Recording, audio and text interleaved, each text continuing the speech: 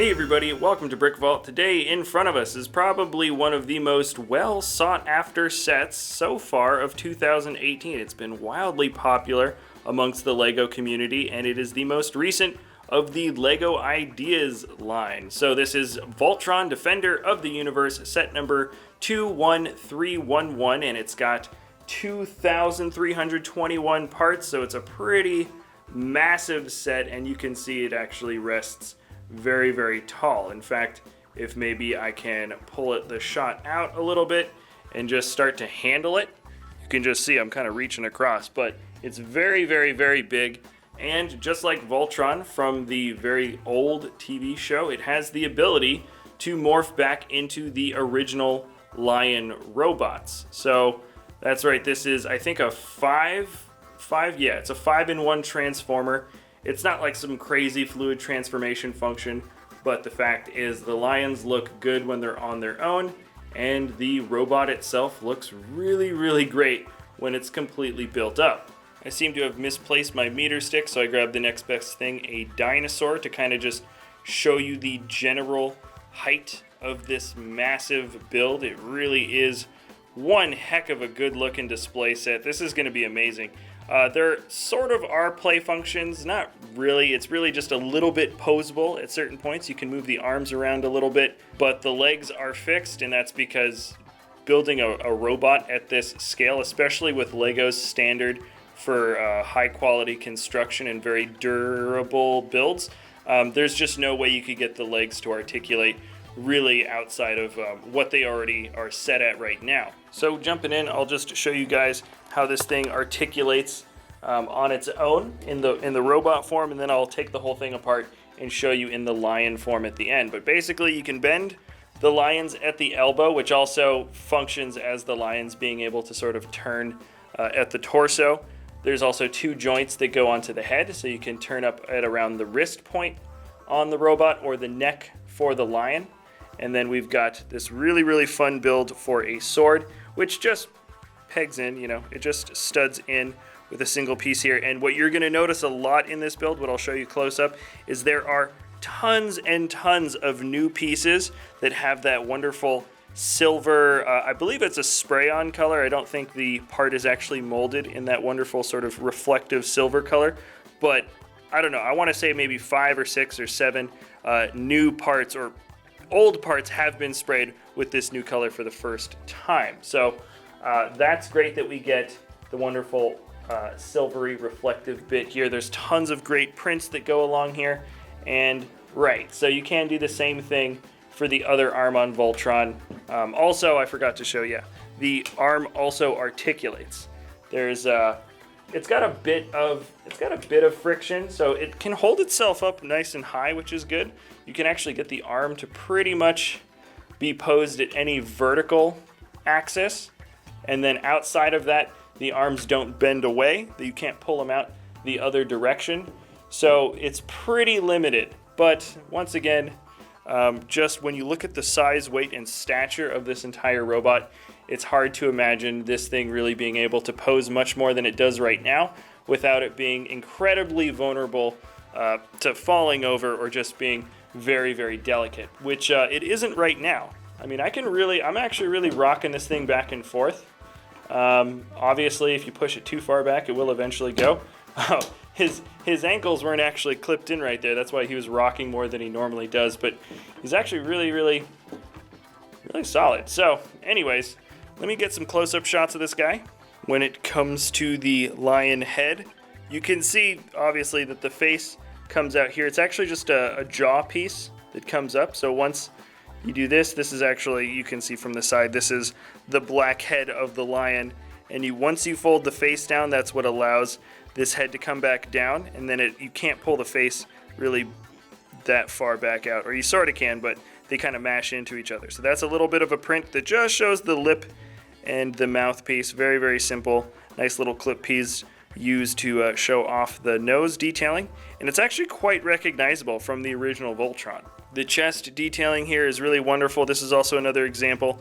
These 1x2s 1x3s. I'm pretty sure this is the first time a 1x3 has that sort of silver spray, and I'm just moving it around so you can see it is indeed reflective, and then you have this nice corner piece also. So it's great. This is one of those cross, the four-sided wrenches that's been used for that cross in the chest, and you get the rest of the tools in that little tool packet, also molded in gold.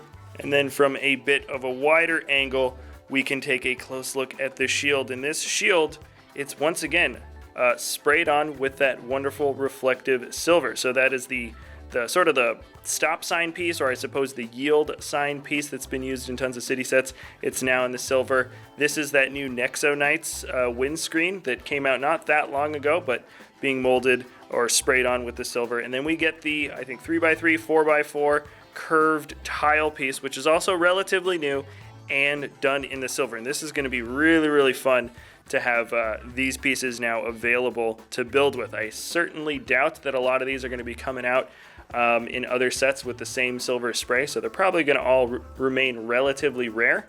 And then let me just show you guys, I'm breaking off, each of the lions has 4 of these prints. Ooh, it doesn't focus that well. It has 4 of these prints on each of the lions, which means there's just a huge amount of these pieces in there, and it's great.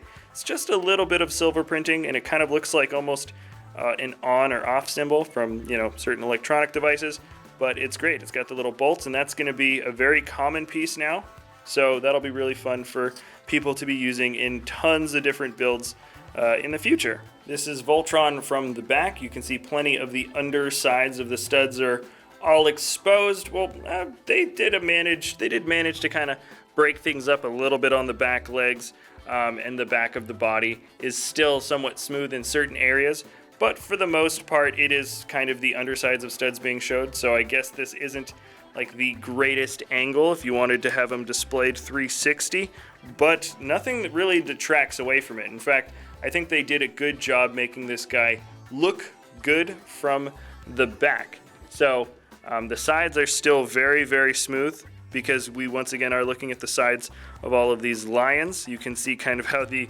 legs have been sort of molded and morphed into the proper shape that they need to be in order to get everything to fit. There's still more. That's the gold spray on for that little dish piece there.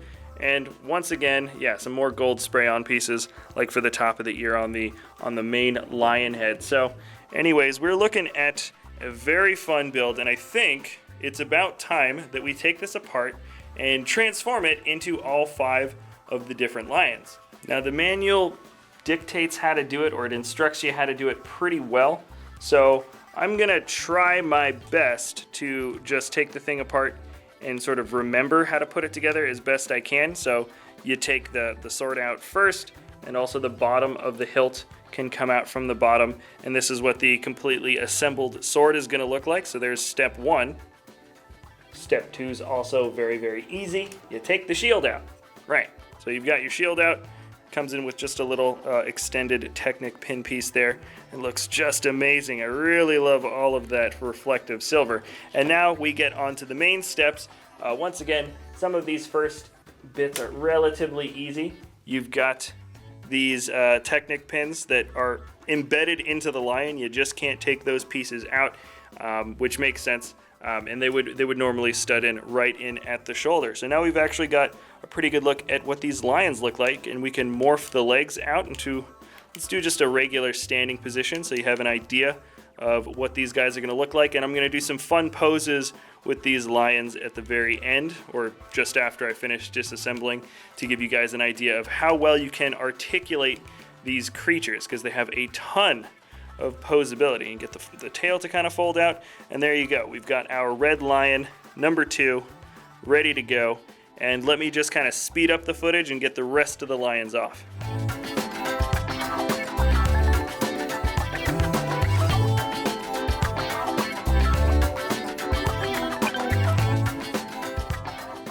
Now for the black lion, there's definitely a few extra layers to this particular transformation mode.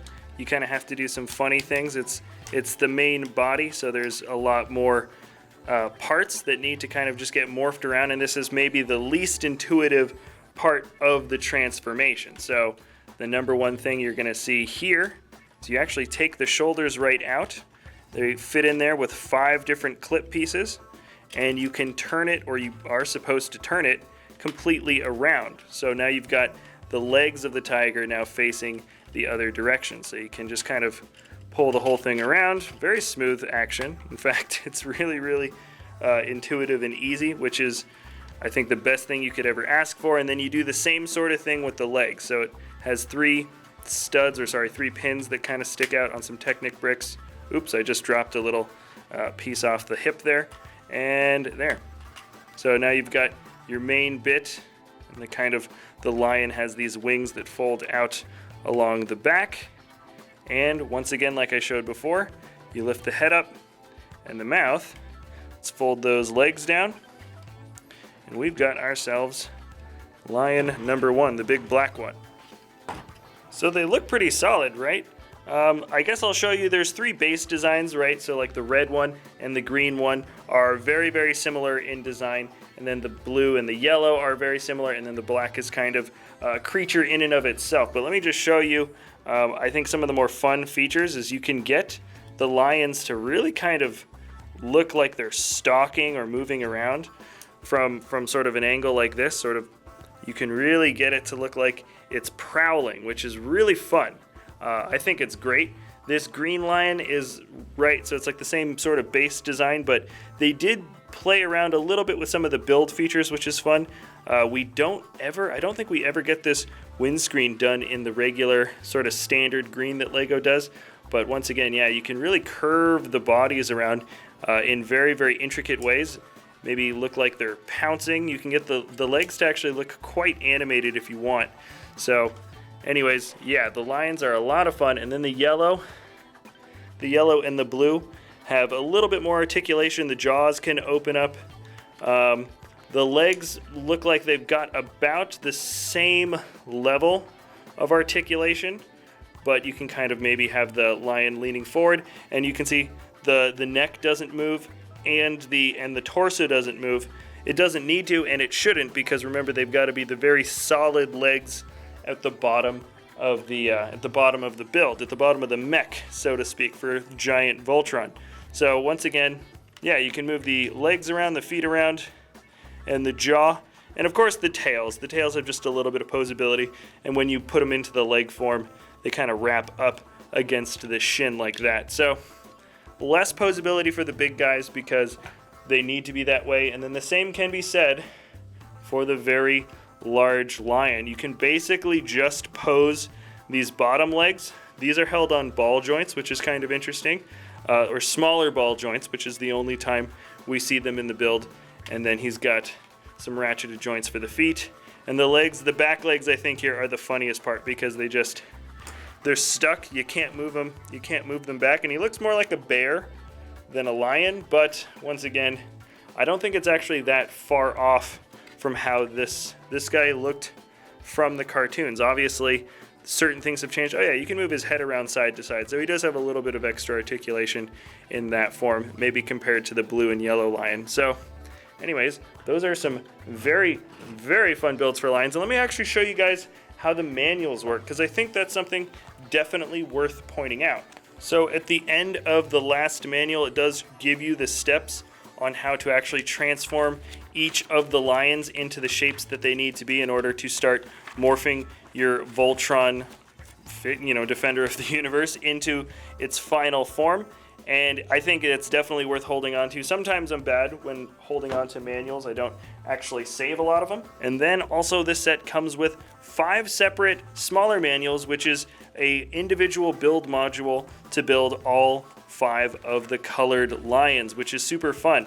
The way it works is each bag, there's actually a set of bags that correspond to each of the lions. So you could have, theoretically speaking, you could have 5 different people building this build all at the same time without ever sort of bumping into each other or needing to take pieces from the same bag. So that's really great that you get that you get the ability to sort of build individually. This is probably one of the most easily accessible group builds that Lego has ever put together, and they just look cool, right? I think they have a fun aesthetic feel, and these are manuals that I think are definitely worth holding on to.